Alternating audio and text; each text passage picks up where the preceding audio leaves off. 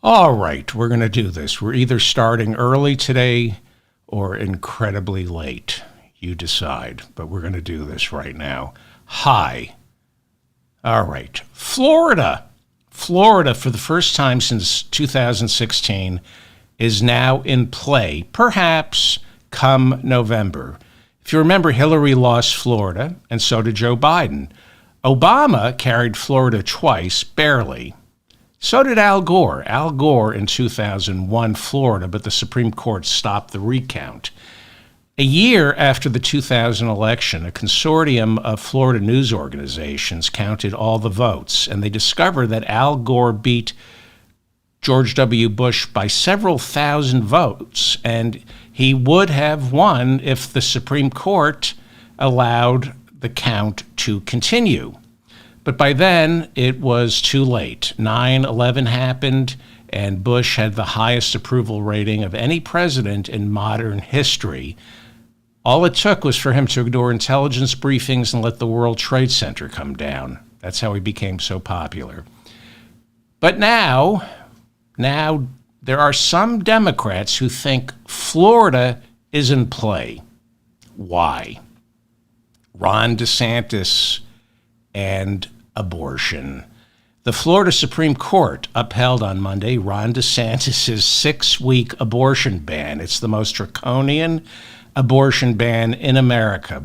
But the Florida Supreme Court also gave the go-ahead for pro-choice activists in Florida to put abortion on the ballot in November. The court said there were more than enough signatures and the wording was fine for this proposition that, if passed, would enshrine into the Florida Constitution the right to an abortion, prohibiting any bill that prohibits and delays an abortion or penalizes women and doctors if they terminate a pregnancy. In order for this proposition to pass, it will require a 60% supermajority of votes.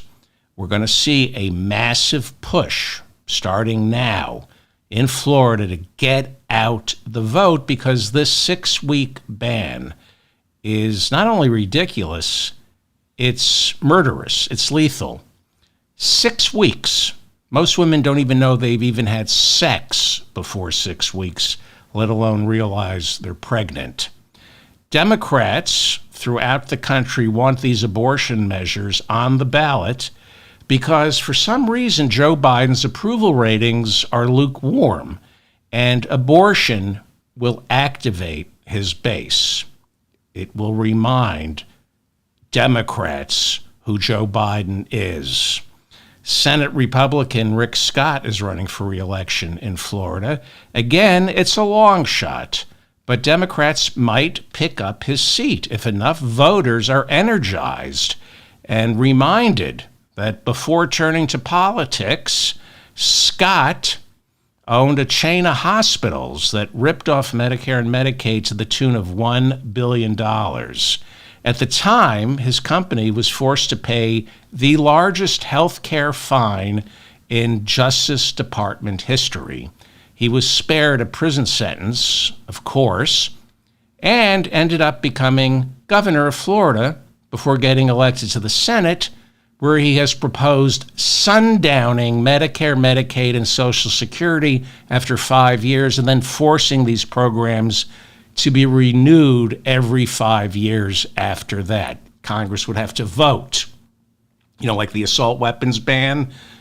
You had to renew the assault weapons ban, and it didn't get renewed. He wants to do the same thing with Medicare and Medicaid, which he ripped off to the tune of $1 billion.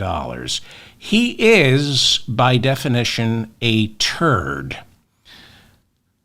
One of Donald Trump's attorneys and co-defendants in the Fulton County, Georgia RICO trial, John Eastman, who clerked for Supreme Court Justice Clarence Thomas, befriended Thomas's grotesquerie of a wife, Ginny Thomas, and penned some of the key memos summarizing why Vice President Mike Pence had the authority not to certify the 2020 presidential election on January 6. John Eastman is no longer allowed to practice law in the state of California. In effect, he is disbarred. But the 6 divorce attorneys I went through in California, they can still practice law. There is no justice. But I digress. Judge Yvette Rowland, in a 128-page finding, recommended the California State Bar remove John Eastman's license. She charged him with, quote-unquote, moral turpitude for engaging in an illegal and unconstitutional attempt to obstruct the counting of votes on January 6. She also cited Eastman's memos outlining the phony elector scheme, for which he has also been indicted down in Georgia. John Eastman's attorneys say they plan to appeal, but as of now, if you look up John Eastman in the directory of California lawyers, his license is officially inactive. Somebody peeling onions? I'm going to start crying. Eastman recently said he's had to tap into his wife's retirement fund to pay all his mounting legal fees. Poor baby. He needed lawyers in California to defend his law license, and as you can see, they failed. But the lawyers, well, they'll succeed in racking up more fees, convincing Eastman he can win back his law license on appeal. Eastman's lawyer said they became convinced the California State Bar's decision would be overturned based on a careful reading of how much money is still left in Eastman's wife's 401k. And of course, there's the RICO trial down in Georgia. He's racking up enormous legal fees down there as well. Why? Because unlike 3 other co-defendants who are also lawyers, that would be Sidney Powell, Kenneth Chesebro, and Jenna Ellis, John Eastman has refused to become a cooperating witness because he's a man of principle. And someone in his family better have some principle because his wife's retirement has none, no principle in her 401k. Eastman still insists there was voter fraud in 2020 and that his memos and phone calls to Mike Pence insisting the vice president's role on January 6 was more than ceremonial. He insists that was all legally sound. Good on you, John Eastman. Good on you. Go through your wife's entire retirement to fight this. In fact, whatever cash you can get for the gold in your teeth, let it all ride on Donald Trump's newly issued Truth Social stock. Do it, please. Remain loyal to Donald Trump. He's been so loyal to you. Sure, he won't pay your legal fees, and he tells people he can't believe you're 60 because you look like you're 90. That's true, he is 60, but he looks like he's 90 because that's what Trump does to people. You know, people like Rudy Giuliani, and I'm using the term people generously. Rudy Giuliani, who because of his loyalty to Donald Trump had his law licenses suspended in D.C. and New York, he still has yet to be disbarred. America's mayor declared bankruptcy late last year in an attempt to avoid paying out nearly $150 million in damages after defaulting on a defamation lawsuit filed by those 2 Georgia election workers, the mother and daughter, who Giuliani continues, falsely, he continues to claim they stuffed ballots for Joe Biden in the 2020 election. In order to claw back money owed to the 2 election workers as well as his lawyers, he owes his lawyers a couple of $1 million. Giuliani has been ordered to sell his multi-million-dollar homes in Florida and Manhattan. But now Rudy Giuliani is telling the courts, you shouldn't force me to sell my $3.5 million New York apartment because, and I quote, I need it for podcasting. Well, he does have a point. I mean, God knows I could never do this podcast if I didn't live in my $3.5 million home here in Manhattan. In fact, I'm pretty sure Rudy could lose his podcasting license if The podcast inspector ever found out he was doing his podcast in a home studio, not up to podcasting code. And, you know, let's be honest, you need a $3.5 million home to make sure you dot all the I's and cross all the T's. Otherwise, they will suspend your podcasting license. That's Rudy Giuliani. He was the federal prosecutor who supposedly brought down the mob in the 80s, now so broken, so addled, the only legal defense he can muster for not selling his $3.5 million home is, Your Honor, I need it for my podcast.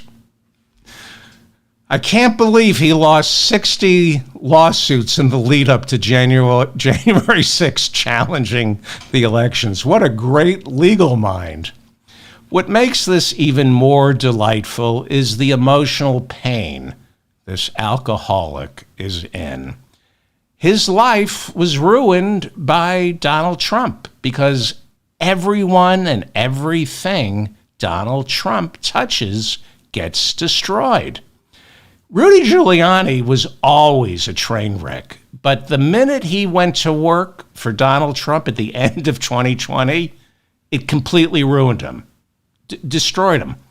Rupert Murdoch's Washington Post reports that Rudy has been hanging out in Mar-a-Lago. That's not a good idea, Rudy. You should not be hanging out there. It's a bad element. He's hanging out in Mar-a-Lago because Donald Trump has been such a good friend to poor Rudy. What a great friend Donald Trump has been. Not only is Donald Trump finally paying Rudy the several $million he owes him for losing 60 lawsuits challenging the 2020 election results in the lead up to January 6th, but Trump is also using some of that Save America money to pay all of Rudy's legal fees.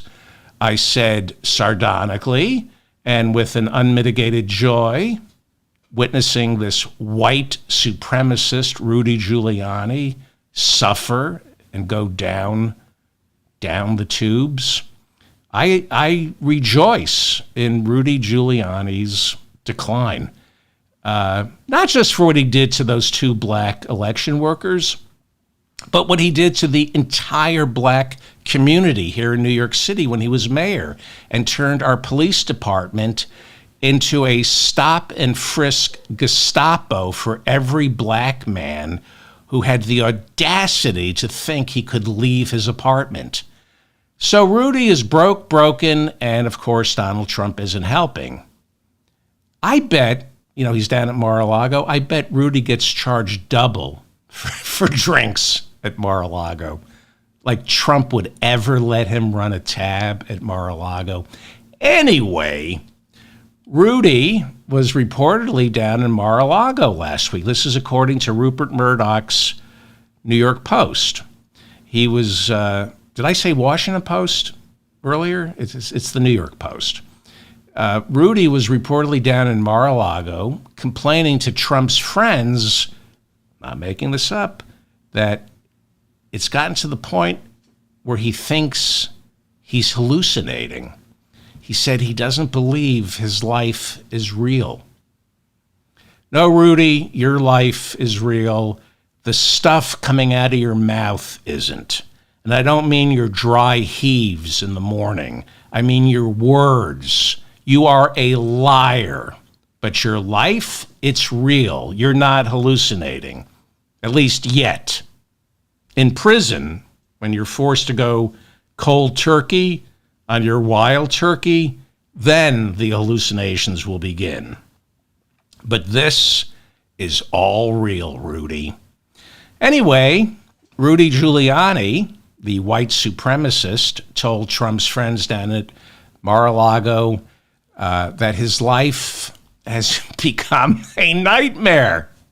Rudy Giuliani is confiding in his close friends at Mar-a-Lago that his life is a nightmare. Rudy told his friends down in Mar-a-Lago when he wakes up, this is according to the New York Post, when Rudy wakes up, the first thing he says is, I cannot believe this is happening to me. See, that's another lie. Because the first thing Rudy says when he wakes up is, why am I covered in bed bugs? Oh, because I forgot to sleep drink a gallon of Jim Beam. See, some people sleepwalk. Rudy sleeps drinks. He drinks in his sleep. But if he forgets to drink in his sleep, he wakes up covered in those imaginary bed bugs. But then, if he forgets to sleep drink, he immediately wakes up, chugs the bottle, and those bed bugs miraculously disappear unless he gets a room at Mar-a-Lago overnight, in which case those are real bed bugs and rats in your steak tartare. I guess what I'm saying is based on the civil lawsuit filed by the woman who says he raped her, Rudy Giuliani is a Viagra-chomping alcoholic who likes to be satisfied orally while he's talking on the phone with Donald Trump, and that's why he belongs in prison for the rest of his life.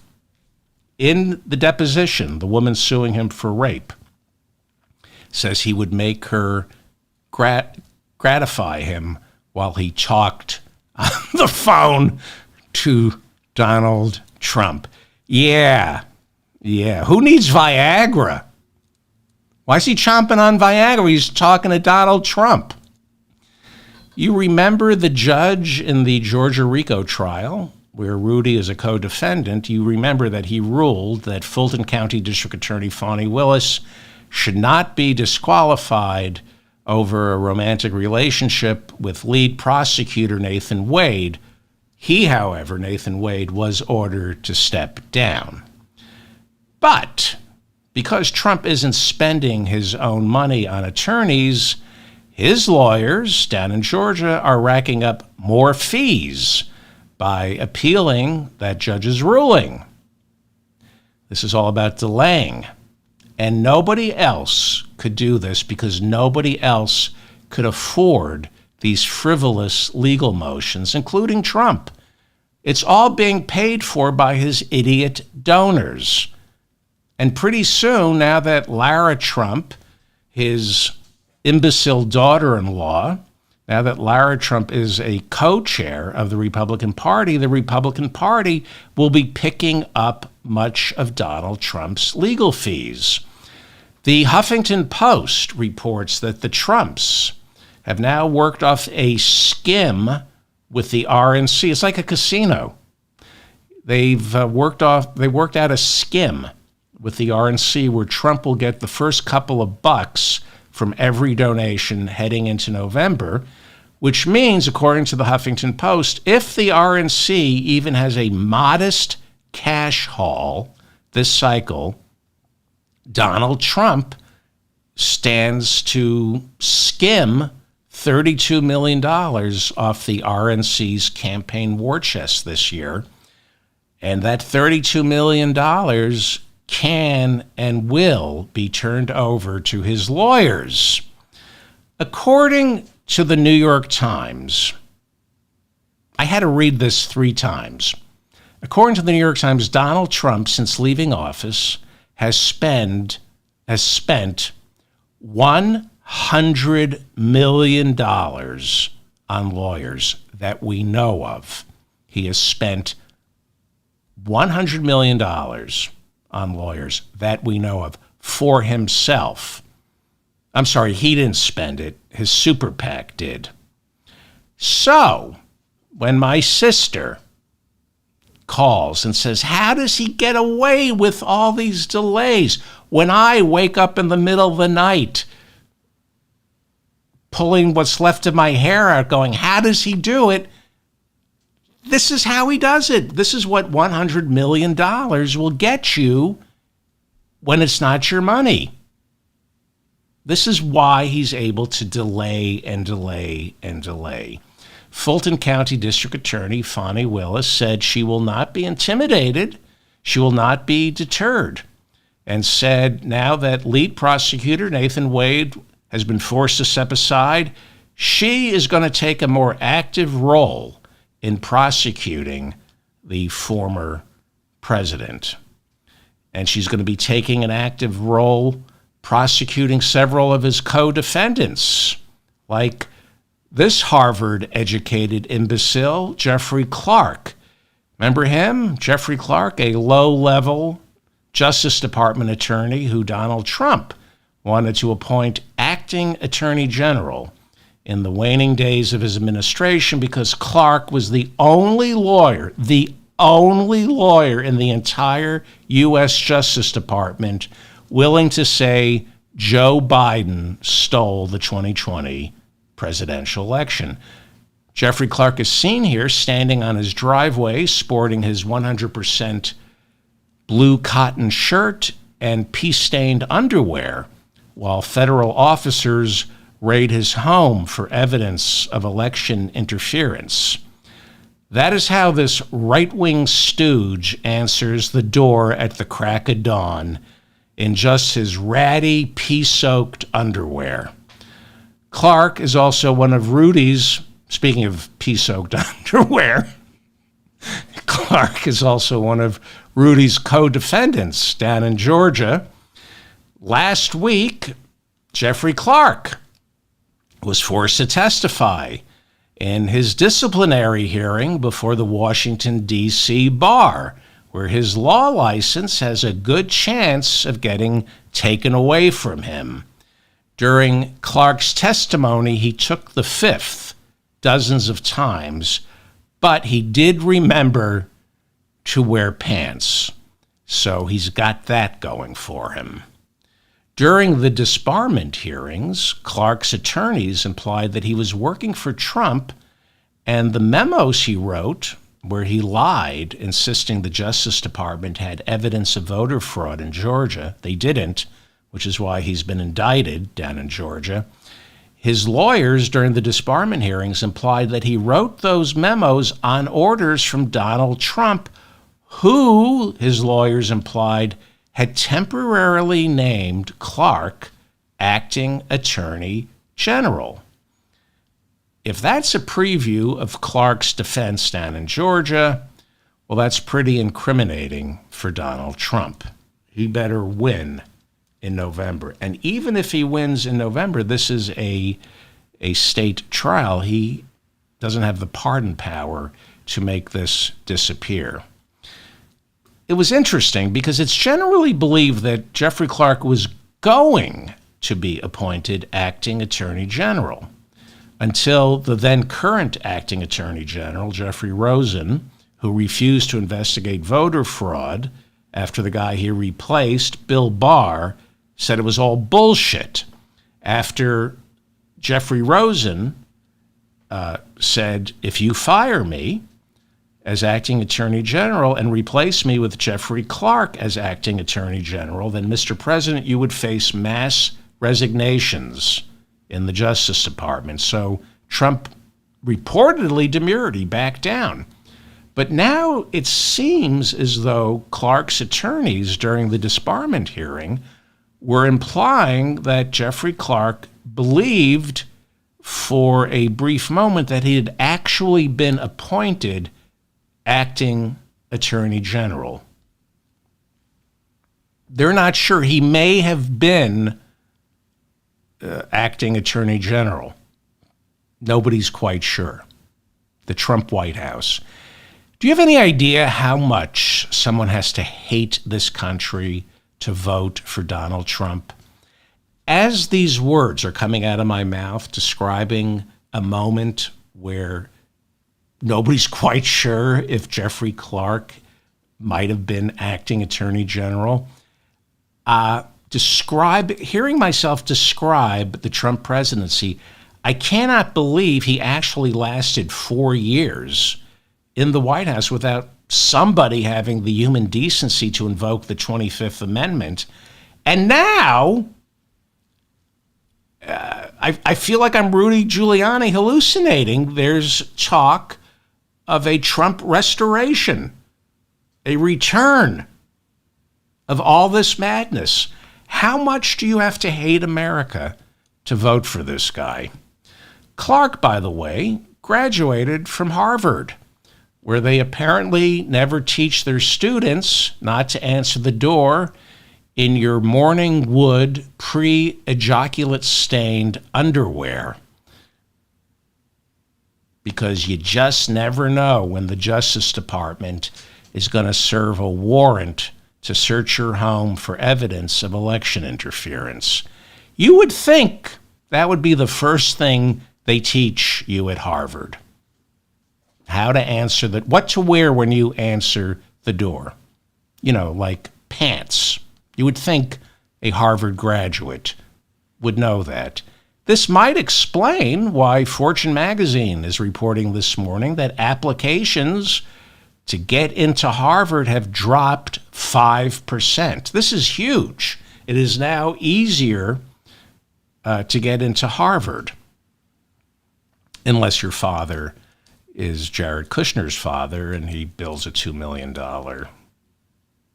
wing to the library. That is the measure, by the way. We have a lot of international listeners. Here in America, we judge colleges by how hard they are to get into. It's not about the quality of the professors. It's how hard is it to get into how exclusive is the college.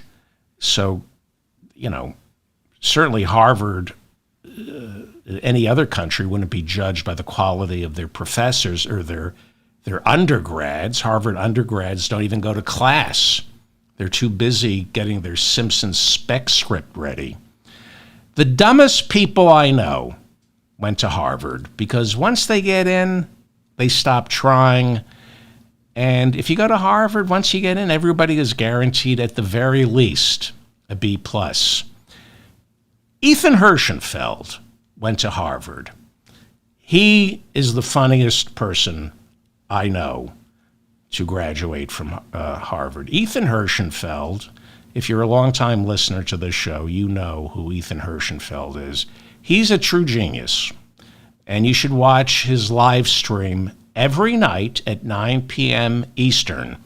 It is the best show anywhere, not just on the internet, on the networks. I'm telling you, 7 nights a week, Ethan Hirschenfeld live streams from 9 to 9:30 Eastern. It's just 30 minutes.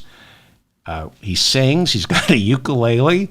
He's streaming on Instagram. And right now, he just started on YouTube. You can watch him on YouTube now.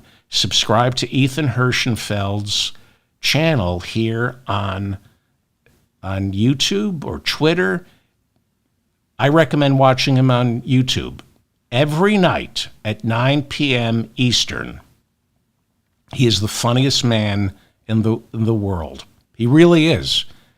I give you my money-back guarantee. If you watch Ethan Hirschenfeld and you don't fall in love with him and you don't become addicted to his live stream every night, 7 days a week at 9 p.m. Eastern, if you don't become addicted to it, write to me and I will personally it's free. Okay. Watch him. House Republicans unveiled plans on Tuesday to name Washington's airport after Donald Trump. If the bill passes, the airport will go from being named Dulles to Dullard. Congressman Michael Waltz, along with Andy Ogles, Chuck Fleischman, Paul Gosar of Arizona, and Troy Nehls, there's a murderer's row of stupidity.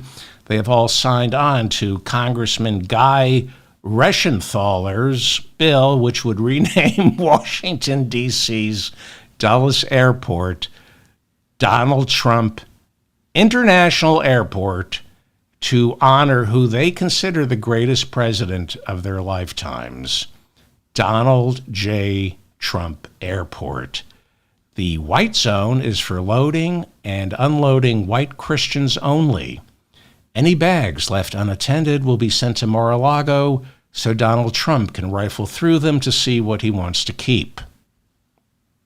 Punchbowl reports this morning that there seems to be a consensus emerging that Donald Trump will pick South Carolina Senator Tim Scott as his running mate. Scott has asked Trump to hurry up and let him know if he's going to be vice president, because if he's not going to be Trump's running mate, then Scott can go ahead and cancel the wedding and get his deposit back from the caterer.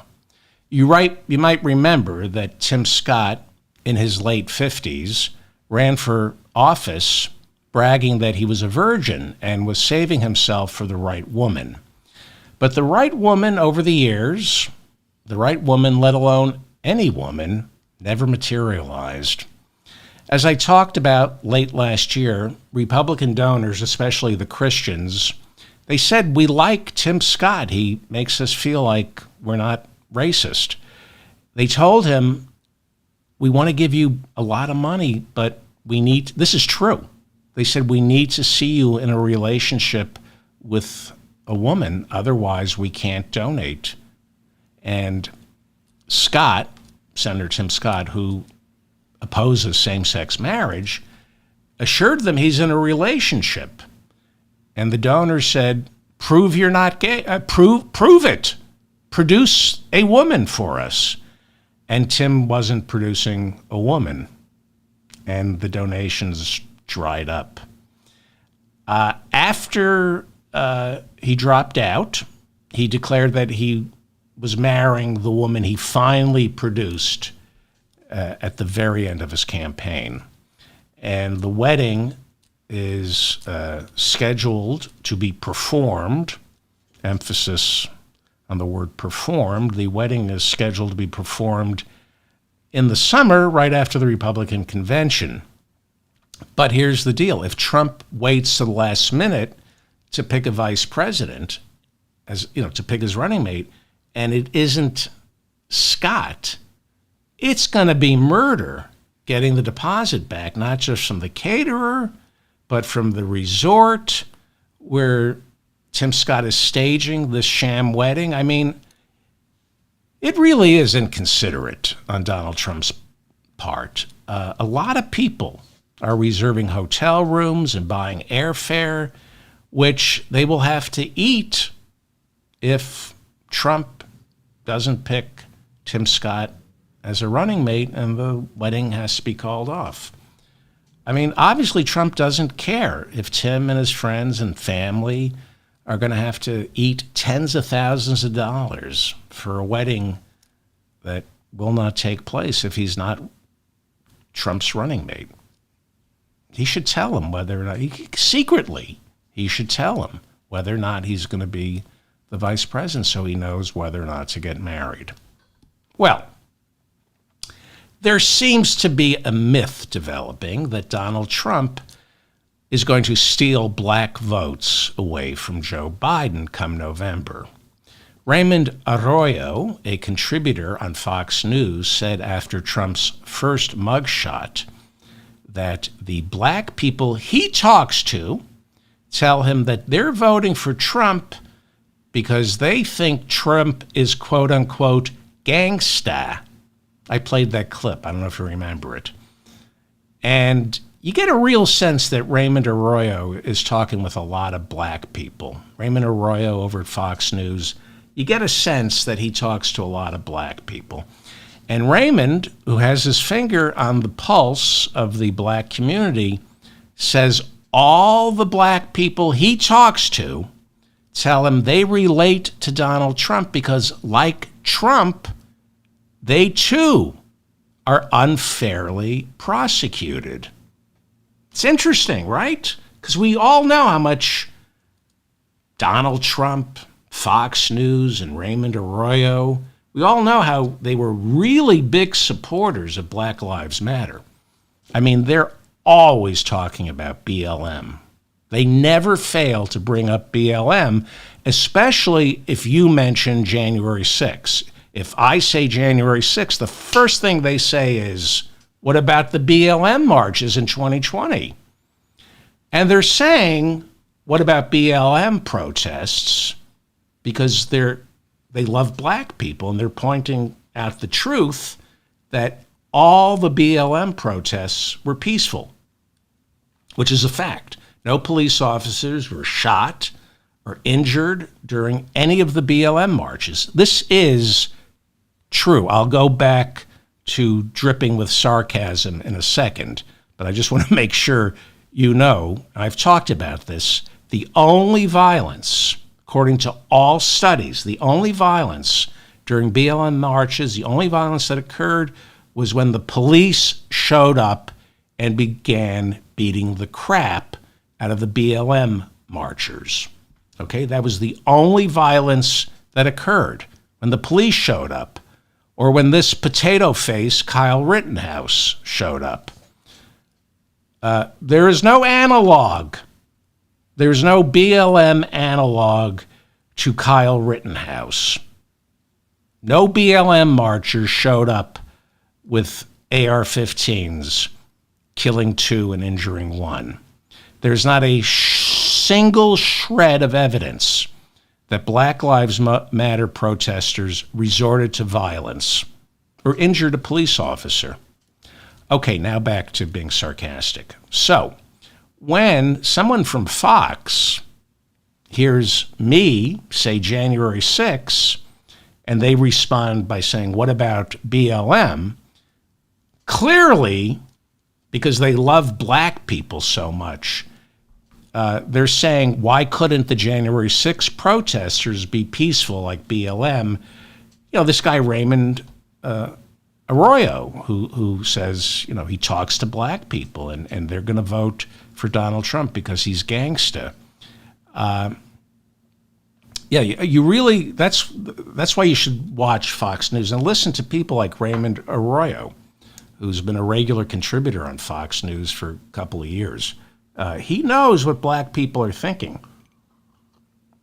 And he says they're all voting for Trump because Trump is quote-unquote gangsta because he's been arrested. This is what Raymond Arroyo said on Fox News. And then last month, Raymond Arroyo went on Laura Ingraham's Fox News program to declare that Trump has sealed the deal with black voters. How did he do it? This is what Raymond Arroyo said. He said, once Trump began selling gold sneakers, blacks said they were voting for Donald Trump because, said Arroyo, quote, black people love gold sneakers. He said that.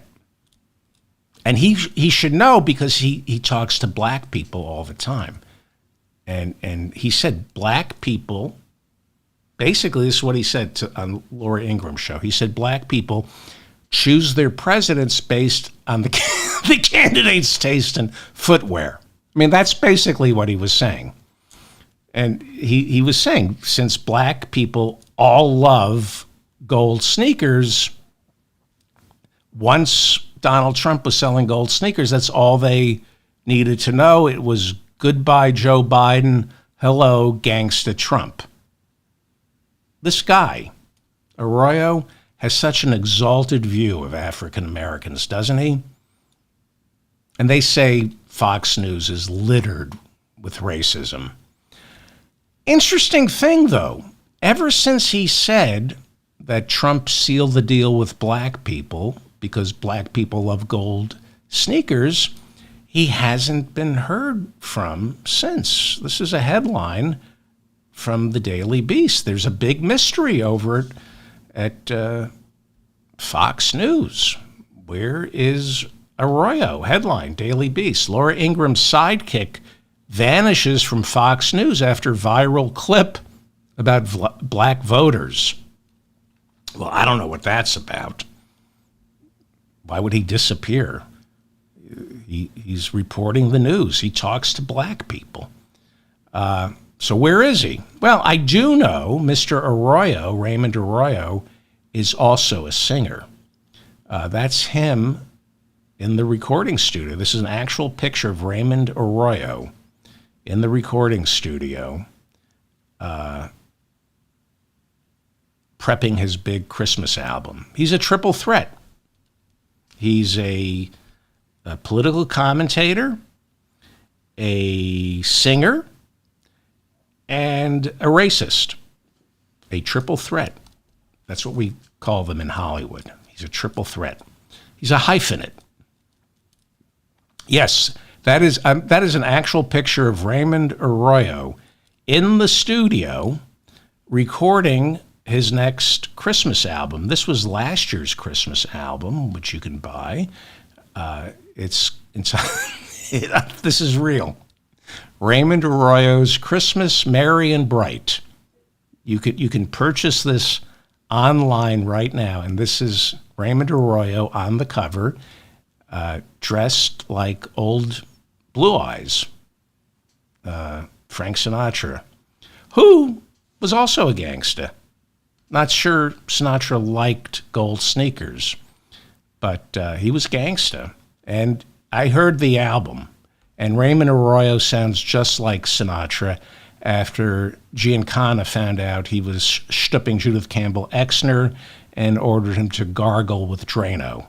That's exactly how Raymond Arroyo sounds, like Frank Sinatra right after gargling with Drano. I'm guessing this big mystery, where in the world is Raymond Arroyo? I'm guessing the reason we're not seeing Raymond Arroyo on Fox is he's busy recording his next holiday album entitled White Nationalist Christmas. So, back to Tim Scott, because the word is he might be Donald Trump's running mate.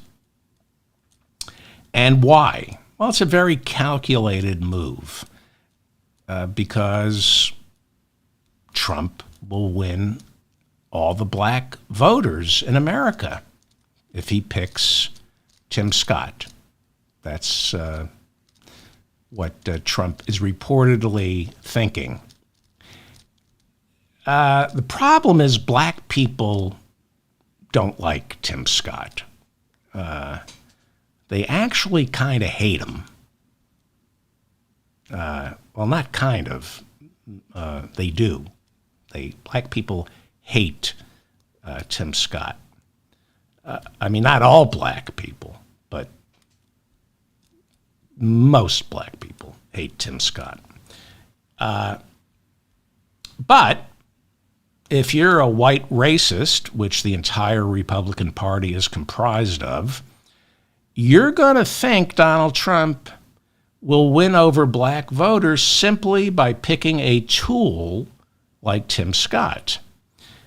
You're going to think Donald's ties to white nationalists, David Duke, bringing Nick Fuentes to Mar-a-Lago, Trump's history of calling black people thugs. You're going to think all that it will be erased, all because he picked as his running mate a black man who is just as contemptuous of black people as Donald Trump and the entire Republican Party is. Tim Scott, the senator from South Carolina, ran for the Republican nomination, refusing to trash Donald Trump.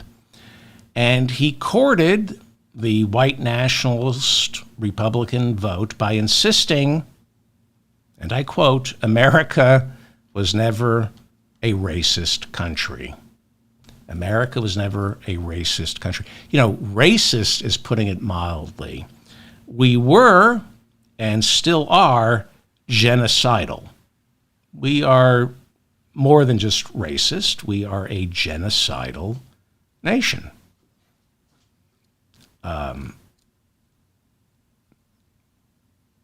Well, anyone who studied journalism in high school or college is familiar with the Poynter Institute.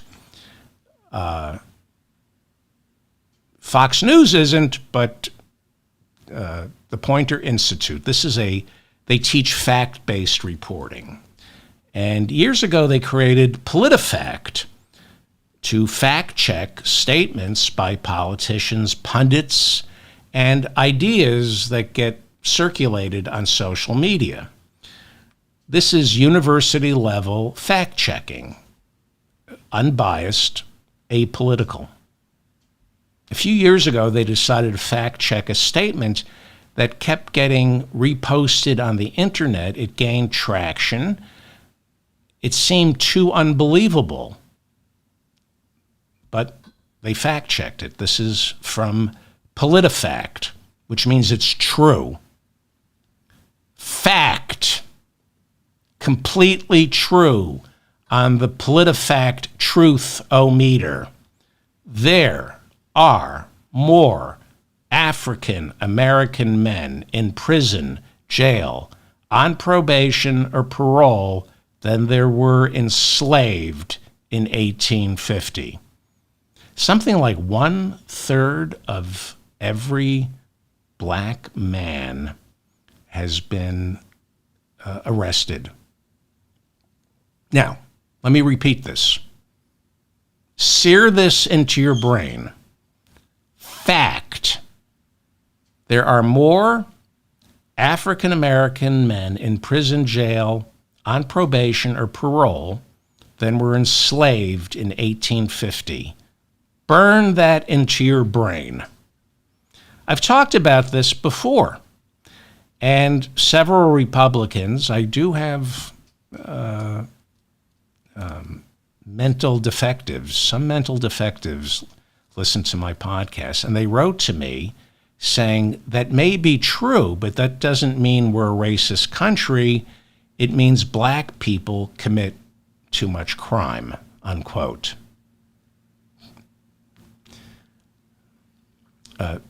Okay. These are the same racists who insist, however, that Donald Trump is being unfairly prosecuted. They insist Donald Trump is completely innocent, and the only reason he faces 4 criminal trials is because of prosecutorial discretion. That's right, prosecutorial discretion. It is up to Alvin Bragg. It is up to the special counsel, Jack Smith, whether or not to prosecute Donald Trump. The Justice Department chose to arrest Donald Trump and prosecute him. The DA, Fani Willis, prosecutor, Fulton County, prosecutorial discretion. She chose to prosecute Donald Trump. The reason there are so many black men in our criminal justice system is because of prosecutorial discretion. When a white man is arrested, the prosecutors immediately think he's going to be hard to convict. But America is a genocidal nation. It's much easier to convict a black man. It's much easier to, a prosecutor wants to put numbers on the board. And it's much easier to get a conviction off a black man because cultural norms are just ingrained, and cultural norms have trained juries to fear black men, especially young black men, or as I don't want to bring up Hillary Clinton, but super predators, they were called when the crime bill was passed. So, because prosecutors like to rack up numbers, they prosecute the black men because they want to put numbers on the board. It's easy to prosecute black men, especially poor black men, because they rely on public defenders. Not to take anything away from public defenders, it's a noble profession. But when you have a public defender, they're overworked, underpaid. When you arrest a black man who's got a public defender, you're gonna put numbers on the board. most of the black men behind bars never even had a trial. Sear that into your brain. Know this. This is a fact. Most black men behind bars have never even had a trial. They plea out. Why?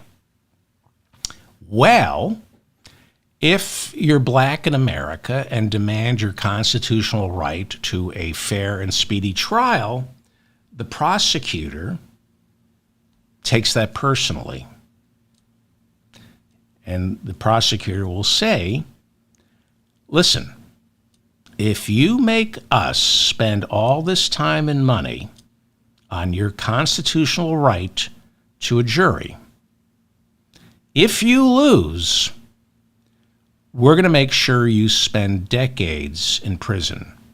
If you're found guilty, we're going to punish you for the crime you've been found guilty of, and then we're going to add on 10 more years because you wanted your constitutional right to a jury trial. So, do yourself a favor and the state, plead guilty to a lesser offense, and you'll do a couple of years instead of 20 years, because we will punish you if you exercise your constitutional right to a jury trial. So the black guy takes a look at his public defender, who might be asleep, and realizes there's no way he's going to win this in front of a jury. So even though he's innocent, he pleads out. That's the truth. Whether you like it or not, they won't teach this in Florida. So if you're watching in Florida, I don't know if you're allowed to know this, but that is a fact. And if you don't believe me, you're a racist. If you don't believe me, if you think I'm making this up, you're a racist. And just say you're a racist. Be honest. You know, the one thing I said this the other day. I admire Tucker Carlson and the leader of Hungary, Viktor Orban, because they tell the truth. They just come out and say, we're racist. We don't want the migrants coming into America because this is a white country. At least they don't at least you don't have to discuss we can get right to the issue. Do you want people of color coming across the border? Wouldn't that be a better way to discuss the migrant issue? Because that's what this is all about. At least you know who Tucker Carlson is. Anyway, this is why black people aren't going to be voting for Trump, especially if he picks Tim Scott as his running mate. Because black people know that Tim Scott is every white racist's idea of what a black man should be. White men, by the way, since the Middle Passage, white men have been terrified of a black man's sexuality. And Tim Scott got elected in South Carolina, assuring voters of what? That he was a virgin. Before he ran for Senate, I think he ran for Congress and I don't remember the offices he held before he became a senator, but he ran saying, I'm a virgin, I'm saving myself. That's how a black man wins Republicans in South Carolina. White men who are terrified of a black man's sexuality. He says, I'm a virgin. Scott caters to the white nationalists in South Carolina, or as they're commonly known, Republicans. When he was running for president, he he wasn't afraid in front of a group of people. He was not, he was on the campaign trail. He had no fear of telling black people in front of an audience only filled with white people that black people have to stop thinking of themselves as victims, which means, of course, they have to stop taking things from the government. And that's what Republicans love about Tim Scott, because he has the courage openly, publicly, to tell black people in a room that's 100% white that black people have to stop thinking of themselves as victims and stop taking things from the government. It takes a lot of courage for a black man to get up and tell black men and black women and black adults, stop being a victim. To say that in front of an all-white audience, that is a profile in courage. Speaking of people who take from the government, King Charles appeared for Easter services on Sunday. Here we see the Archbishop of Canterbury taking the king's temperature by sticking the royal thermometer straight through Charles's thorax and out the other side. That is, anyway, I'm glad to see him in public. I think Charles was dealt a heavy load in life, and like all of us, he's made mistakes, but I wish him and Catherine well. I know most of my listeners disagree with me, but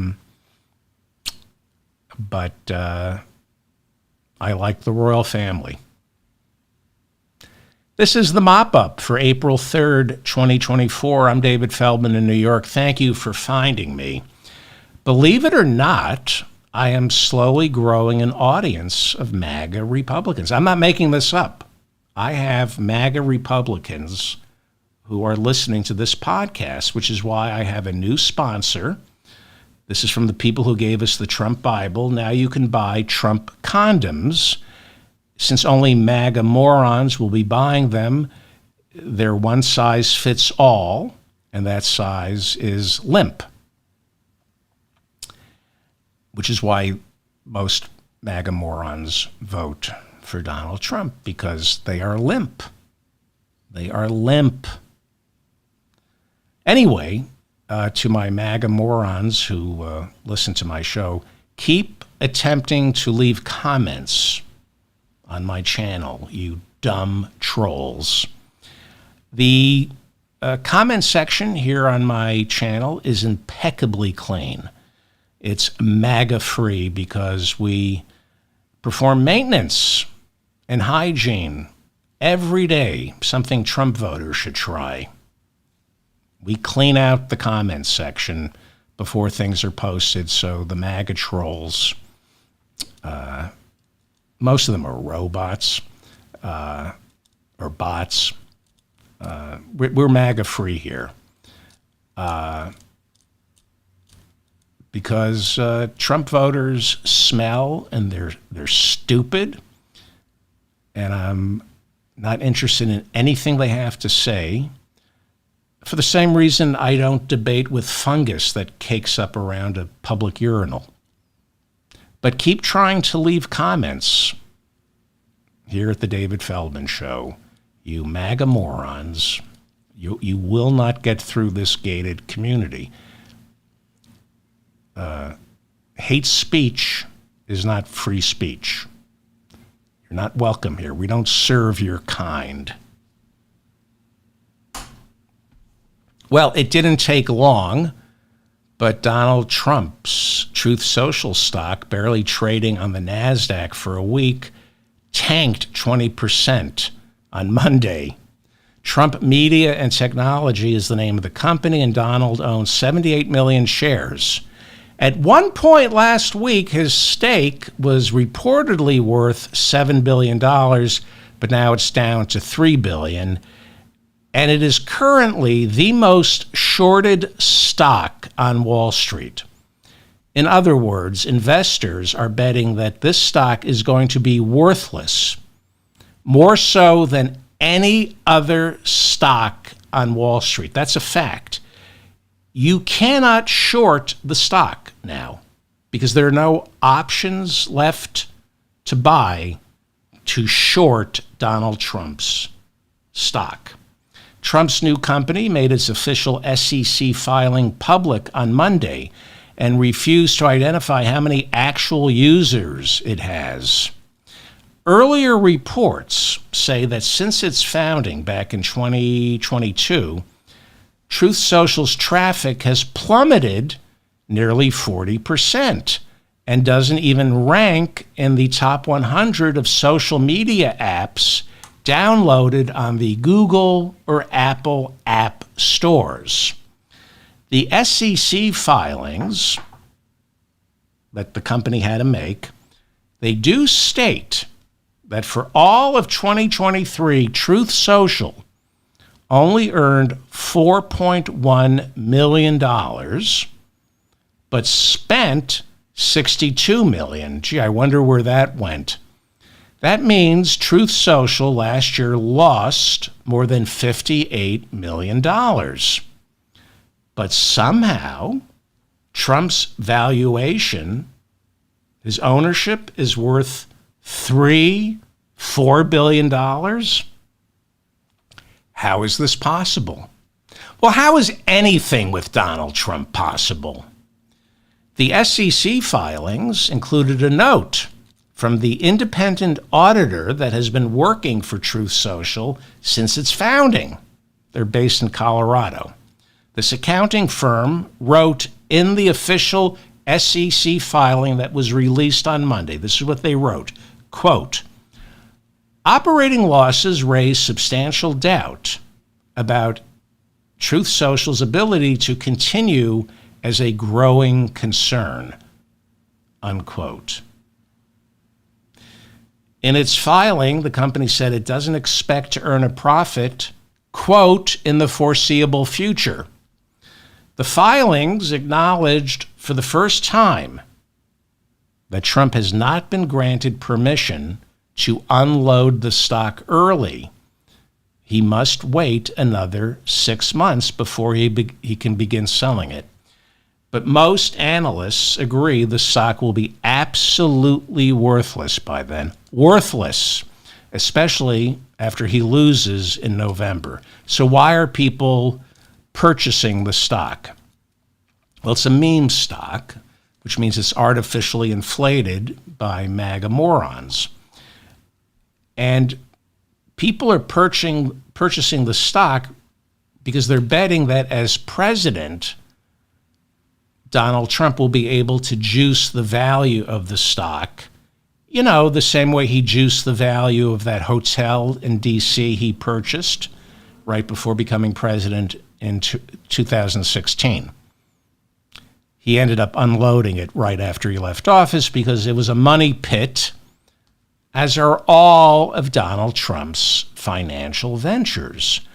But I do have MAGA listeners, and I really think you should bet the house. Buy the stock.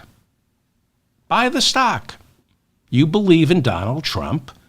Buy the stock. It's not just, it's not just voting for him in November. Buy the Bible and buy the stock. Support mein Führer.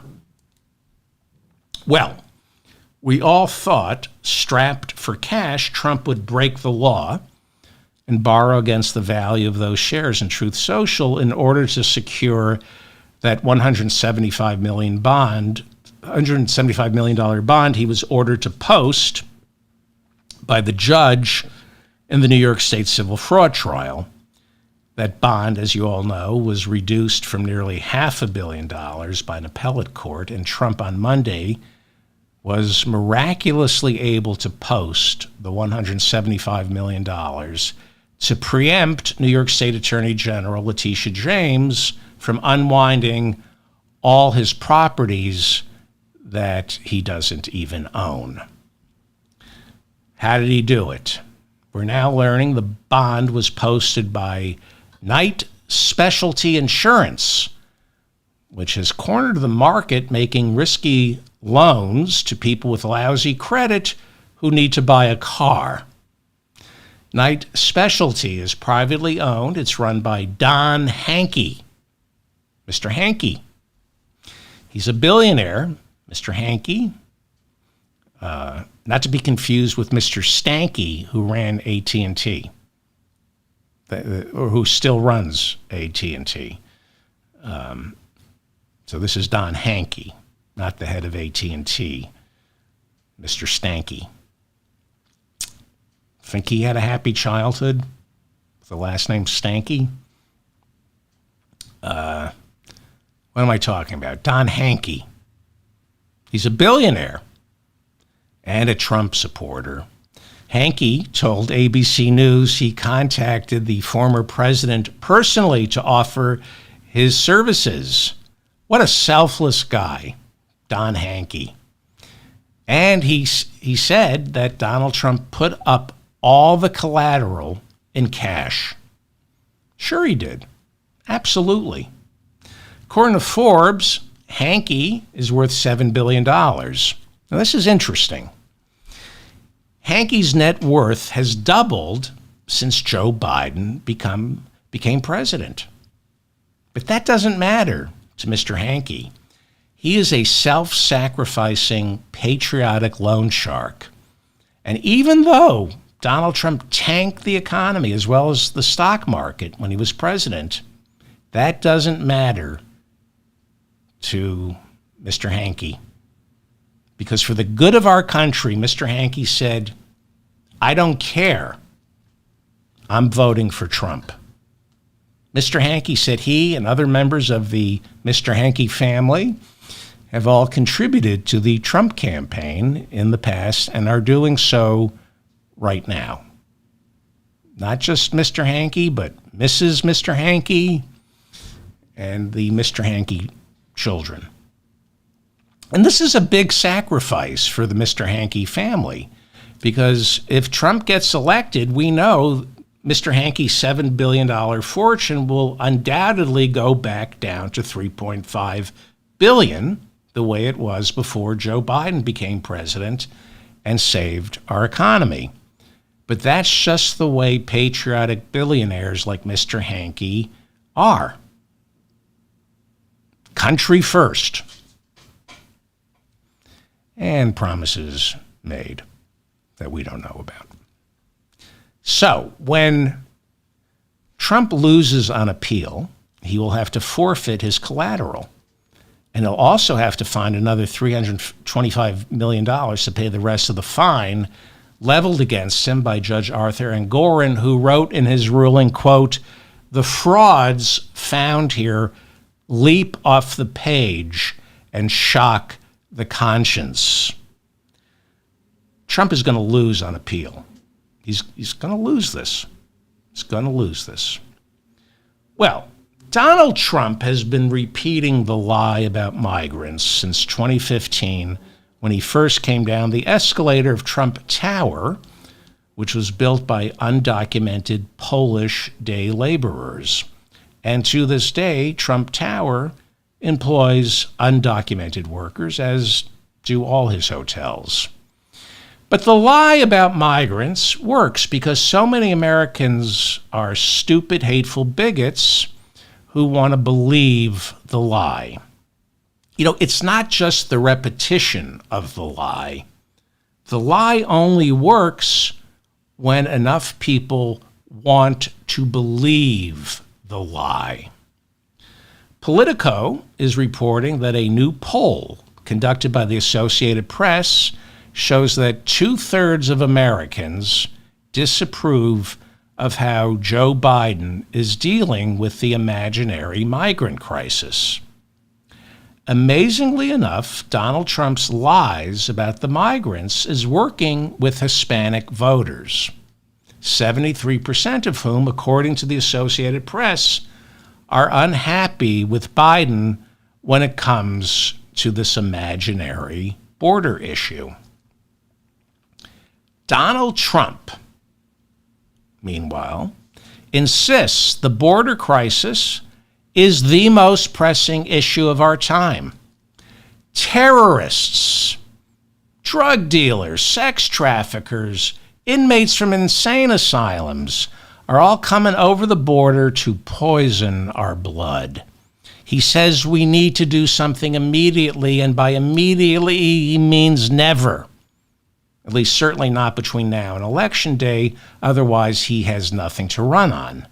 Which is why, as we all know, last month, after Democrats and Republicans in the Senate crafted the most transformative immigration bill in 3 decades, he told his errand boy and phony Christian Mike Johnson to kill the border bill because that's my crisis. I'm not sharing it with anybody. Mine. Keep the imaginary crisis alive. Well, Republicans needed to blame the fictitious border crisis on somebody because this is all about scapegoats. This is all about scapegoating. It's fascism 101. Blame the migrants.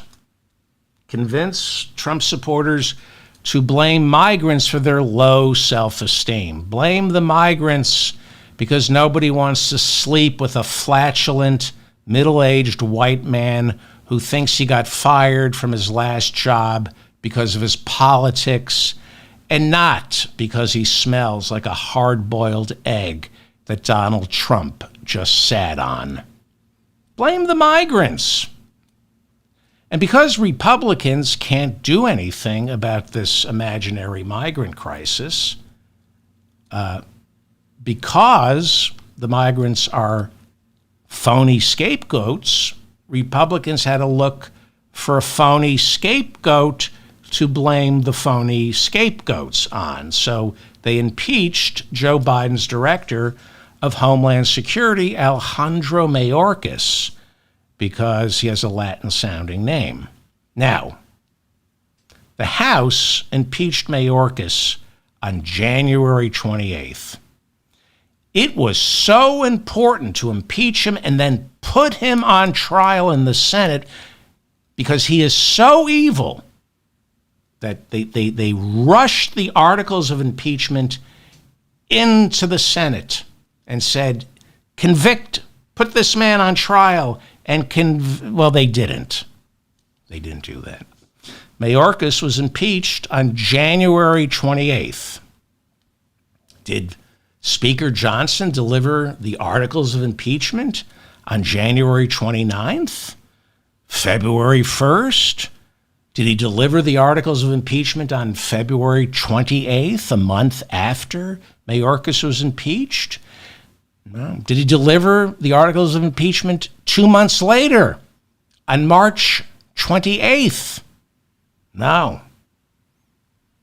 The immigration crisis is so important, and the man who is responsible for all the horror at the border, Alejandro Mayorkas, the head of Department of Homeland Security, he is so evil that he had to be impeached.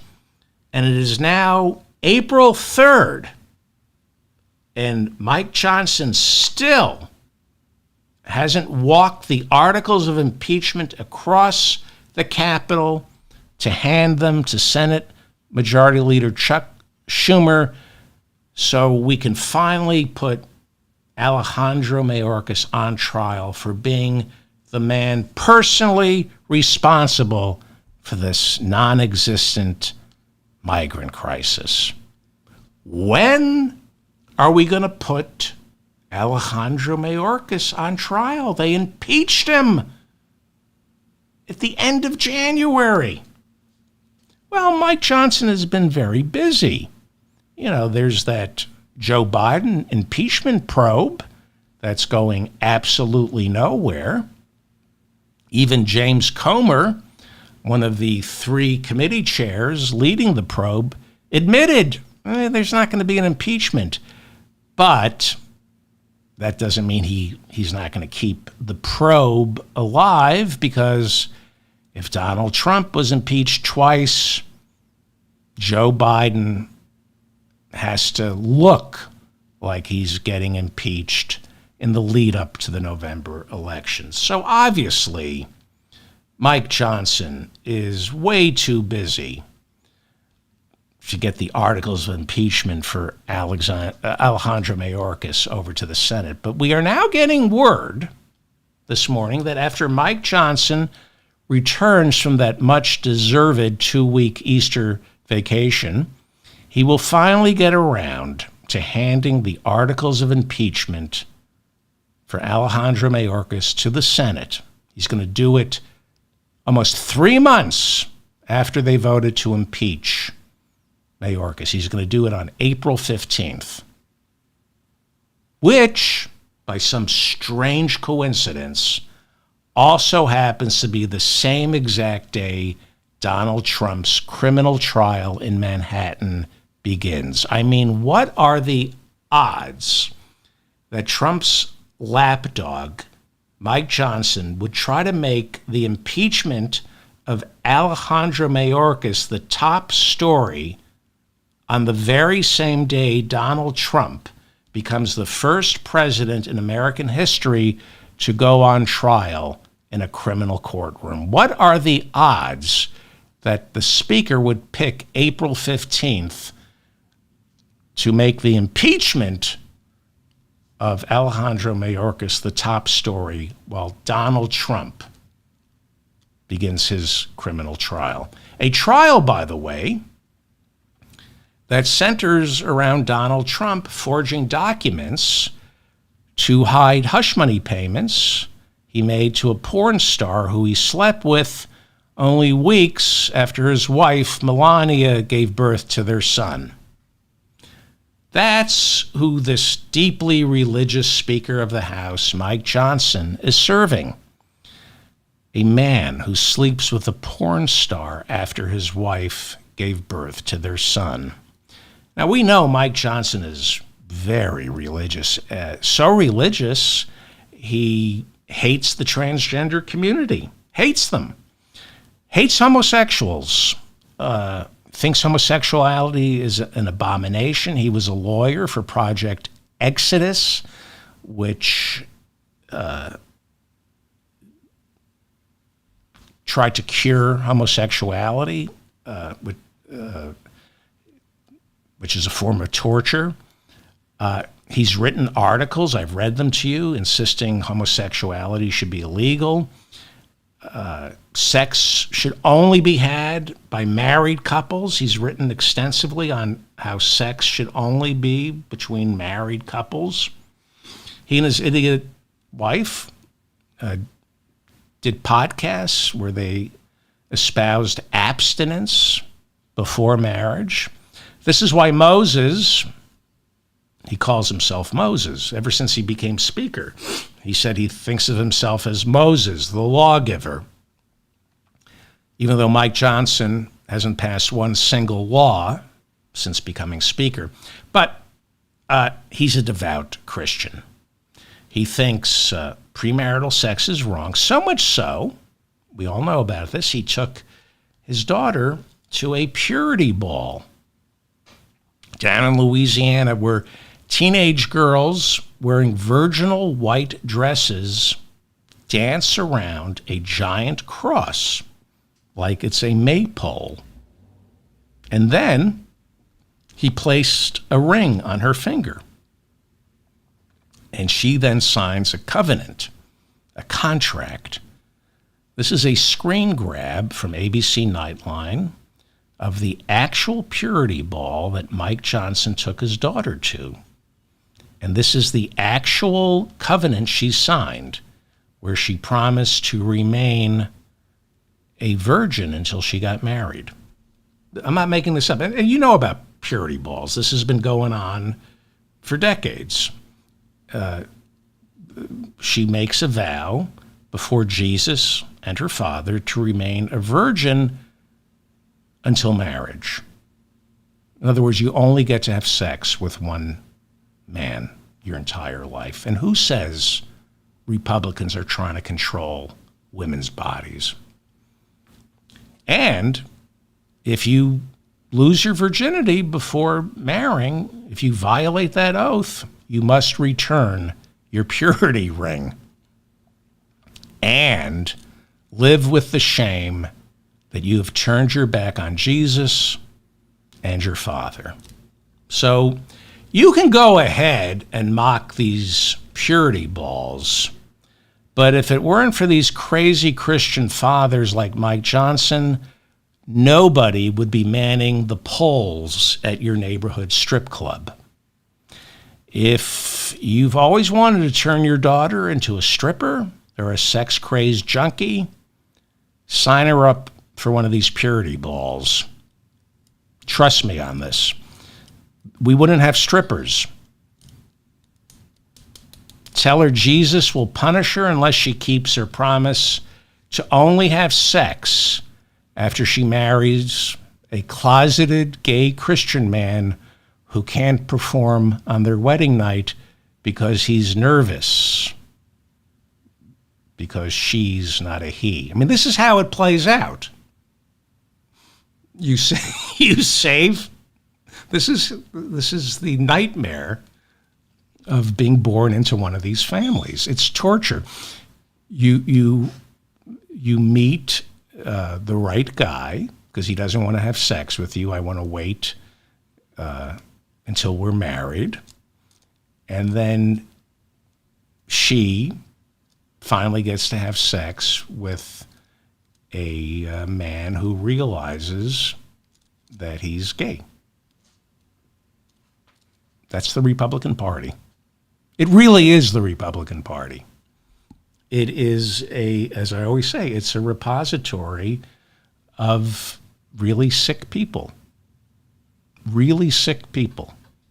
This is really sick shit. And so we're talking about Mike Johnson, the speaker, this ultra-devout Christian who thinks sex, unless it's for procreation, is a sin. Meanwhile, he's spinning news cycles for Donald Trump, who, like I just said, is going on trial this month on 34 counts of forgery and fraud in his attempt to hide hush money payments to a porn star he had sex with only weeks after his wife Melania gave birth to their son. So good on you, Mike Johnson. There he is, praying in our Congress, disobeying separation of church and state. There he is on his knees praying. I hope he's praying. You never know with these Republicans what they do on their knees. But good on you, Mike Johnson, you self-righteous, devout, judgmental, phony Christian. Good on you for scheduling delivery of those much-needed Alejandro Mayorkas impeachment articles to the Senate so you can deliver that on April 15th to protect your false idol, Donald J. Trump. Is there a greater Christian than Mike Johnson? I hear he pees holy water on prostitutes. Mike Johnson told Newsmax on Monday that he wants to release all the videos taken by police on January 6th in the hope of proving that a lot of the people arrested that day were, quote, just walking through the building. That's what he said on Monday. They were just walking through the building, taking a leisurely stroll through the Capitol, brandishing flagpoles, armed with bear spray, knives, nooses, zip ties, and of course, guns. Just sauntering around our nation's capital, wandering around the halls, looting the Speaker's office, hunting down Mike Pence and Nancy Pelosi so they could kill them. Just wandering around. Johnson made the comments while appearing on Eric Bolling's Newsmax show. Do you know who Eric Bolling is? He used to be on Fox News until the Huffington Post reported back in 2017 that female co-workers over at Fox News accused Eric Bolling of sending unsolicited lewd photos of himself. I guess that would be dick pics. He allegedly sent unsolicited lewd photos of himself to co-workers over at Fox, and then there were the unsolicited lewd comments. Well, after that was reported in Huffington Post, Fox News suspended Bolling and began an investigation. Bolling immediately responded by suing the reporter from the Huffington Post for $50 million, claiming he had been defamed. 3 weeks later, Fox and Bolling decided to part ways, and nothing happened with that $50 million defamation lawsuit. I wonder why. Why didn't he go through with the defamation lawsuit? Now he's on Newsmax, and Mike Johnson is such a good Christian and so forgiving. He went on Eric Bolling's Newsmax show because he forgives Eric Bolling. He forgave Donald Trump. He forgives those white men carrying Confederate flags storming our Capitol on January 6th, defecating in our Temple of Democracy, battering 140 police officers who ended up going to the hospital. At least 6 died. He forgives, like any good Christian. He's willing to forgive all those white men who try to kill Nancy Pelosi and Mike Pence. He forgives all those men. You know why? Because they weren't kissing each other. But Johnson may lose his speakership, partly because he's about to have just a 1-vote majority, which means all it's going to take is one principled Republican. Yes, I said principled Republican. I know, keep dreaming. All it's going to take is one principled Republican to decide they've had it. And they just up and leave. It's been happening. It's not unimaginable. We are witnessing a spate of, I won't call them principled, maybe terrified Republicans quitting in the middle of the Congress. So it's not inconceivable that Hakeem Jeffries, the Democratic minority leader in the House, could end up becoming Speaker before November, at least temporarily. There are special elections coming up to replace outgoing Republican members of Congress, like Colorado's Ken Buck. But Johnson could lose the speakership to Hakeem Jeffries. And because he faces, with just a 1-vote majority, the prospect of Marjorie Taylor Greene's motion to vacate the chair moving to the floor for a vote, he faces the prospect of just being replaced as Speaker by another masochistic Republican. Greene filed the motion after Mike Johnson last month did the unthinkable, unforgivable. He did something that Marjorie Taylor Greene and far-right Republicans thought was a betrayal. He did his job. He actually got the 2024 budget passed late last month. It was supposed to be passed in October. But many hard-right Republicans accused Johnson of betraying core conservative principles by doing the job he is paid to do. Meanwhile, Mitch McConnell announced earlier this year that after the November election, he will step down from his leadership role in the Senate, but said he will not retire. And McConnell, this week during an interview, said he will finish up his term that ends in 2026. Why, he says?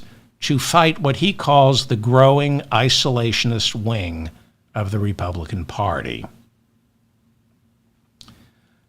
In his defense, and there's not much to defend, McConnell has been a resolute champion for President Biden's efforts to get $60 billion in military aid to Ukraine. He's been consistent on this. He's been working with Senate Majority Leader Chuck Schumer. McConnell succeeded in helping Democratic Majority Leader Chuck Schumer get an emergency funding bill for Ukraine passed in the Senate. A bill that pretty much gives Biden everything he's been asking for since August. But the problem is the House of Representatives, where Trump and Putin have much bigger sway over House Republicans, many of whom are now openly rooting against Ukraine. In fact, Mike Johnson used to be one of them, but then Johnson became Speaker, and this is true. This is absolutely true.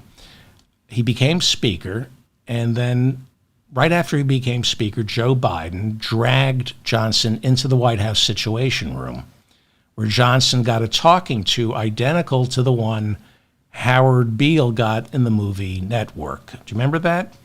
Biden and the generals shouted at Mike Johnson like they were Ned Beatty in Network. They explained the situation in Ukraine and told Johnson he was meddling with the primal forces of nature, and we won't have it. Is that clear? They explained why Putin can't be allowed to march through Europe, but more importantly, they explained how America's military-industrial complex no longer has its war in Afghanistan, and that's making them feel awfully parched. And when our military contractors get thirsty, politicians in Washington better start turning on the fire hose of weapons spending if those politicians know what's good for them. And Johnson, like Howard Beale in Network, nodded his head and came out of the Situation Room telling Fox News he supports funding for Ukraine. But he's been Speaker for more than 5 months. And while he says he supports funding for Ukraine, he's been holding up Biden's and the Senate's $95 billion foreign aid supplemental, $60 billion of which would go to Ukraine, weapons for Ukraine. The chief reason he's holding it up is because Putin and Trump don't want the funding to go through. So to stall, House Republicans, including the Speaker, pretend. They act concerned about Ukraine. And then, because there's a perfectly good Senate bill that would pass if Mike Johnson would bring it to the floor, they pretend, Mike Johnson and the Putin Republicans pretend to offer up alternatives to the Senate bill. This is about delaying, There's been crazy talk about, this is from hard-right Republicans. They want to audit the Pentagon before we give Ukraine money first. It's impossible to audit the Pentagon. Some are suggesting there be an inspector general assigned to the Ukrainian arms shipments to make sure the weapons go where they're supposed to. Well, that's stupid. American arms shipments going where they're supposed to? That's crazy talk. Obviously, there are a lot of right-wing Republicans taking money from Vladimir Putin because unlike America's military-industrial complex, Putin pays them under the table. They don't have to declare any of it. And if you think I'm kidding, I'm not. I'm not.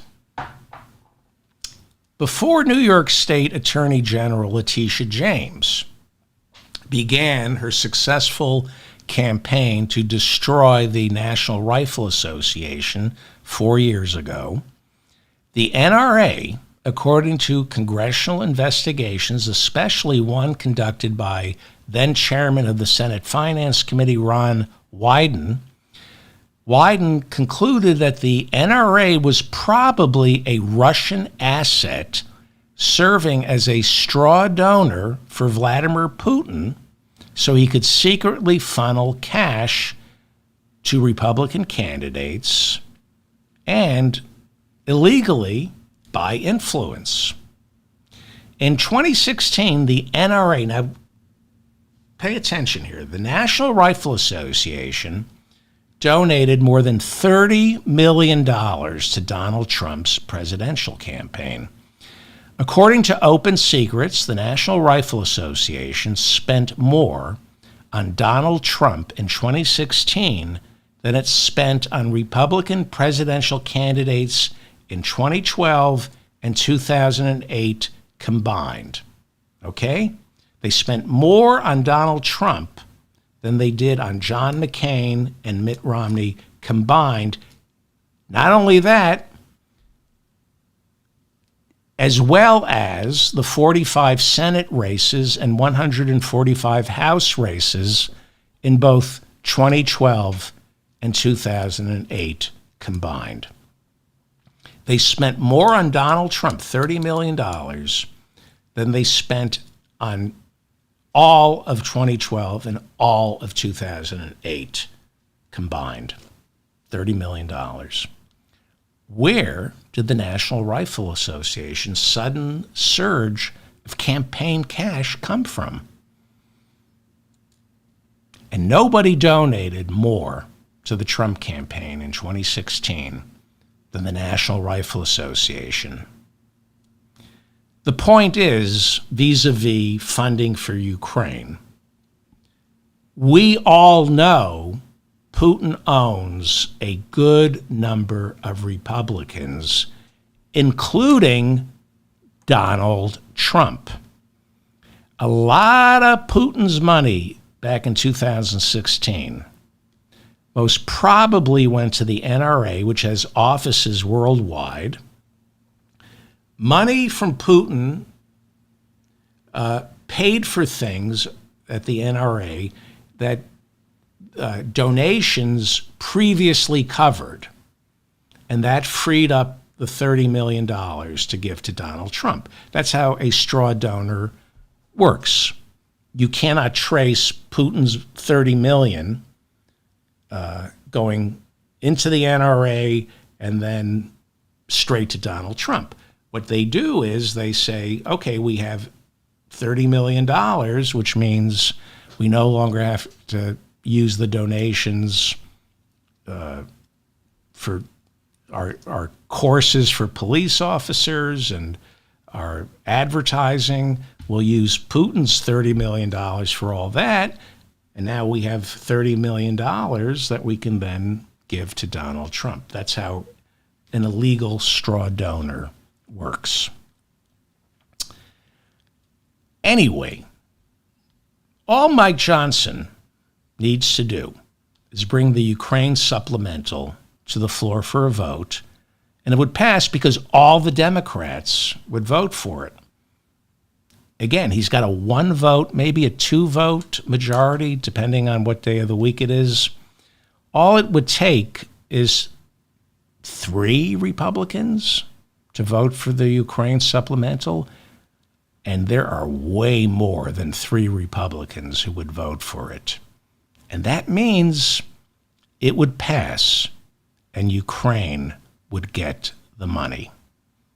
Right now, that bill would pass, Joe Biden would sign it, and Zelensky could get $60 billion to defend Ukraine. There's one man holding up the funding, and that is Mike Johnson. If Ukraine loses, history will say Mike Johnson did it, the speaker.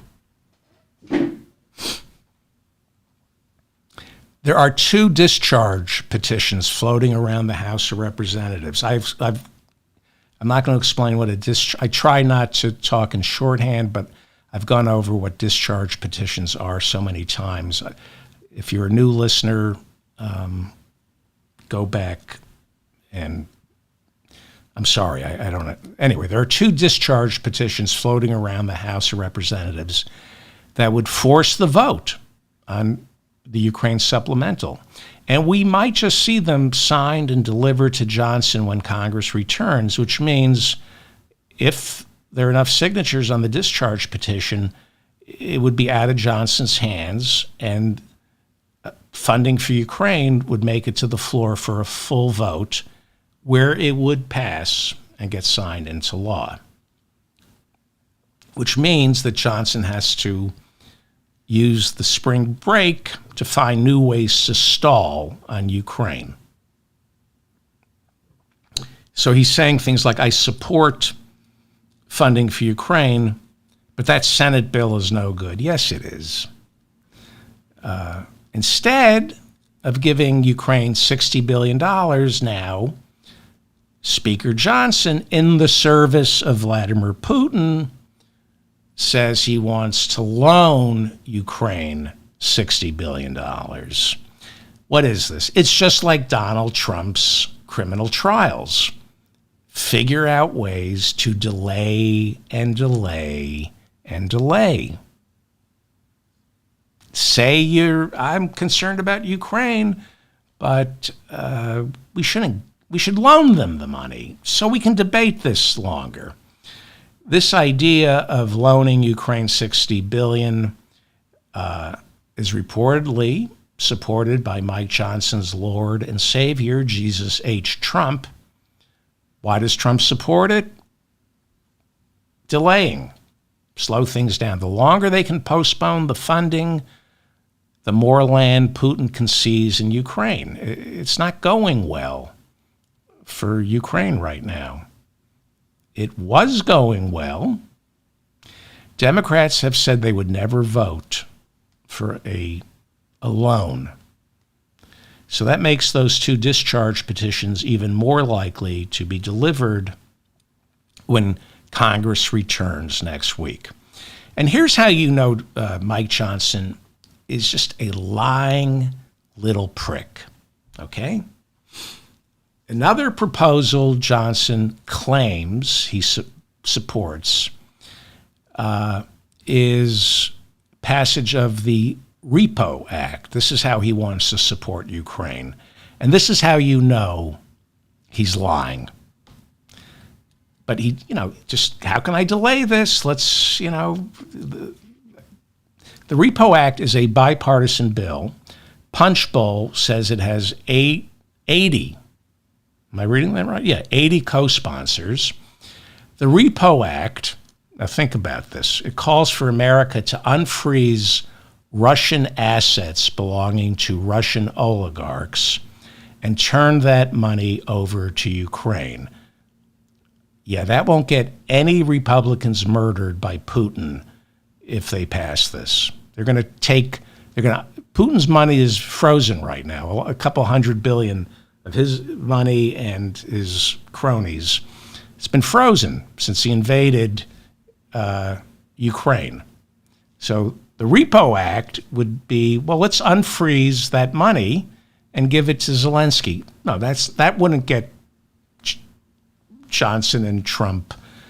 After Putin invaded Ukraine, $300 billion that Russian oligarchs, including Putin, were hiding from Russian citizens in foreign banks was immediately frozen. A lot of that money is here in America. We are the number 1 money laundering operation in the world. It used to be the Cayman Islands. Now it's America. A lot of those banks are American, but a lot of them are not. And the EU, London, doesn't want to take money from Russian oligarchs that is frozen and then hand it to Vladimir Zelensky. Because let's face it, the entire international banking system, including ours here in America, is built on money laundering. money laundering, laundering money for Russian oligarchs, Ukrainian oligarchs, corrupt African generals, American mobsters, Latin American drug dealers, and of course the producers of Alec Baldwin's Western Rust. Now look, I like Alec Baldwin. He's being persecuted by that New Mexico DA. But Rust, like most independent films, was a money laundering operation. Let's be honest. Anyway, what kind of message would the international banking system be sending to criminal potentates around the world if the bankers suddenly took money from Russian oligarchs, stolen from the Russian people, and handed it to Ukraine? Who would want to do illicit business with European and American bankers ever again? I mean, the people who can't be trusted would have nobody to trust. It's never going to happen. Nobody's unfreezing that Russian money. It's just another way Republicans can pretend to care about Ukraine, but really stall passage of the Ukraine supplemental. Again, Johnson is just vamping, wasting time, arguing the world, arguing the Repo Act, like that would ever happen. If America unfroze Russian assets owned by Putin and his cronies and gave that money to Zelensky, do you think Mike Johnson and Donald Trump would dare go out in public ever again? There are 2 polonium-tipped umbrellas with Mike Johnson and Donald Trump's name on them. Those 2 know exactly what would happen if America unfroze Putin's money and gave it to Zelensky. As I said, how am I doing here? Okay. I'm going along because I've been sick and I'm feeling better, and so I'm going a little long today. Well, as I said, on April 15th, Donald Trump became the first American president in history to go on trial in a criminal courtroom. He becomes on April 15th. And while Trump is busy attacking the district attorney, Mr. Macho Man, Donald Trump, he's busy attacking the judges, the witnesses. He's a big shot, Donald Trump. He fears nobody. But there's one person Donald Trump never talks smack about, and that is Vladimir Putin. It's been a year since Wall Street Journal reporter Evan Gershkovich was arrested by Putin in Russia merely for doing his job as a United States citizen and reporter for the Wall Street Journal. Friday was the 1-year anniversary of Gershkovich being taken by Putin, and the Wall Street Journal asked Mr. Tough Guy, Donald Trump, to comment. And Trump refused to answer the question. Joe Biden did, not Trump. The Wall Street Journal then posted a headline with a picture of Donald Trump and a picture of Evan Gershkovich with the headline, "Why the silence, sir?" Why? The Wall Street Journal doesn't know? Because Trump is a coward who is owned by Vladimir Putin. And anyone who discounts Russiagate, everyone who says Russiagate was a big nothing burger, you're not paying attention. You're not reading. Lawyers for Donald Trump on Tuesday asked Judge Juan Merchan, the presiding judge in the New York criminal trial, to recuse himself. According to ABC News, Trump's lawyers argued that Trump can't get a fair trial from the judge. Why? Well, they cited as evidence Judge Merchan in 2020 donating $35 to the Democratic Party and $15 to Joe Biden. The judge's daughter also works for a Chicago political consulting firm that helps elect Democrats, so Trump has been attacking her mercilessly. If you remember, last week the judge in this case issued a gag order preventing Trump from attacking jurors, witnesses, the courtroom staff, and their families. And it was widely reported that when Trump immediately began calling the judge's daughter a Democratic operative who was making it impossible to get a fair trial, it was reported everywhere that Trump had violated the gag order. But if you listened to my show, I said a careful reading of the judge's gag order specifically said Trump would be permitted to attack the judge, the district attorney, and their families.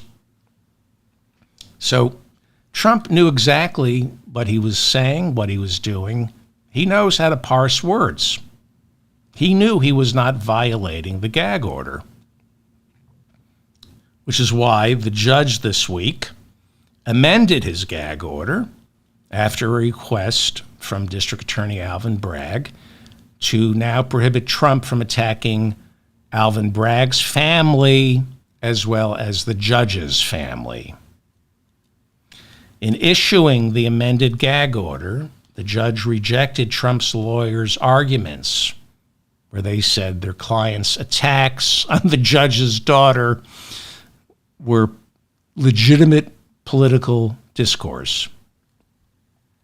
But in his ruling on Monday, the judge wrote, quote, "This pattern of attacking family members of presiding jurists and attorneys assigned to Trump's cases serve no legitimate purpose. It merely injects fear in those assigned or called to participate in the proceedings, that not only they, but their family members as well, are fair game for the defendant's vitriol," unquote. Last year, Reuters reported that threats against federal judges have doubled since January 6, 2021, when our Justice Department began prosecuting the nearly 1,000 insurrectionists who stormed our Capitol. This is Nazi stuff, threatening judges. If you recall, in the New York civil fraud trial, Judge Arthur Engoron and his staff received bomb threats at their homes. They were swatted. They received mysterious powder sent to them through the U.S. mail, and they were barraged with nonstop racist and anti-Semitic texts and phone messages threatening their lives. Not once has Donald Trump ordered his MAGA morons to cease and desist. Instead, he repeatedly warns that I cannot control my MAGA morons. He says this all the time. If you put me on trial, I can't control my supporters. Or if I lose in November, I can't stop them from becoming violent. In Buffalo, New York, a 26-year-old man named Tyler Vogel was just arrested and charged with threatening to kill New York State Attorney General Letitia James, as well as Judge Arthur Engoron, because they were threatening to seize Trump's assets. Vogel now faces 7 years in prison. Last week, he sent several text messages to Judge Engoron and New York State Attorney General Letitia James, warning that he will use deadly force. He said, quote, "I will kill you." He said, "I have a wall of weapons that I plan to use on you unless you stop trying to seize Trump's property. Stop trying to put him in prison." Well, it's a civil fraud trial. Nobody was trying to lock Trump up. They should. Normally, Judge Engoron, when you violate gag orders, you get locked up. Trump got fined, I think, what, $5,000? I don't know the number. Judge Engoron, who I like, very courageous, but he fined Trump for violating the gag order and threatened to put him in jail, but he never did that. Donald Trump needs a night in jail. So April 15th is when the criminal trial, Donald Trump becomes the first American president ever to go on trial in a criminal courtroom. It starts April 15th. The judge's newly amended gag order still allows Trump to verbally abuse the district attorney as well as the judge, just not their families. That's the new gag order. Because that's how all trials, as we know, all criminal trials are like this. Whenever a criminal defendant takes to social media, gives an interview trying to contaminate his jury pool by calling the district attorney and the judge's daughter crooked, they never get locked up. They would never lock up. Come on. No other criminal defendant, black or white in America, would ever be allowed to behave this way. I know it can't be easy being a judge or a prosecutor taking on this Nazi, but you need to step up and make him spend a night in jail. Donald Trump needs to spend a night in jail. So I want you all to fast forward to a year from now, after Trump loses in November. After Trump loses in November, a lot of people are going to have some explaining to do. Not just the entire Republican Party, but every lawyer who defended Donald Trump. And every judge, every single judge who refused to put Trump behind bars immediately for violating the gag orders. Judge Tanya Chutkan, I know it cannot be easy. I know Judge Cannon down in Florida, she's doing the classified documents trial. She's delaying. Judge Arthur Engoron, Judge Juan Merchan, I know it's scary, and it requires bravery, but you need to make him spend a night in jail. Everybody, after Joe Biden is reelected, everybody is going to have some explaining to do. Everyone.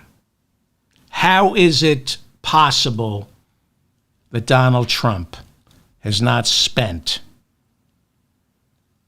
one night in jail? Yes, he will be released the next day. But it is absolutely insane that Donald Trump hasn't spent a single night in jail. I have, for no reason whatsoever. Most of us have. 1 out of every 3 black men in America has. Not Trump. Not Trump. Like I said, a year from now, a lot of people will have some explaining to do. We, as Americans, must hold everyone, not just Republicans, not just Donald Trump, but everyone accountable for Donald Trump. There will be a political, legal, as well as a financial reckoning after he loses. After November, everyone who coddled this man must answer for their careless disregard for our republic. Bibles. The man is selling Bibles. Satan is taunting all of us. He's selling Bibles. Again, how is it possible he has not spent one night in jail when everybody else has? I know it's hard to be a judge. I couldn't do it. But when you violate these gag orders, lock him up. One night in jail. I am no fan of Liz Cheney's politics or her war criminal father, but she's absolutely right when she says one day Trump will be gone. History is judging all of us right now. All of us. What are you doing to defeat this Nazi? I'm David Feldman, reminding you to stay strong and protect the weak. Thank you for listening. The show went long today because I was sick, and now I feel better. I'll get it back down to a reasonable length. Today is Wednesday, so I'm a doish. I don't know. I'm confused. If you enjoyed any of this nonsense, please like this. That's the best way to guarantee that I remain in your feed, is by liking this episode. Please share it. The only reason you ever found this show is because my listeners, God bless them, shared an episode with you. And if you share this, if you copy and paste the link to this show and put it in a text message or on social media, something happens where people discover the show. So if you like today's show, please share it. Please subscribe to my channel as well as my newsletter. Thank you to Bob in the chat room for keeping the conversation civil. Ethan Hirschenfeld. I'm telling you, Ethan Hirschenfeld has the best show. That's not it. Go subscribe to Ethan Hirschenfeld's YouTube channel or find him on Instagram or Twitter, Ethan Hirschenfeld. Every night at exactly 9 p.m. Eastern, he live streams for a half hour. He has a ukulele and he sings and he tells stories. There's nobody better than Ethan Hirschenfeld. Thank you for listening to me. Go watch Ethan Hirschenfeld.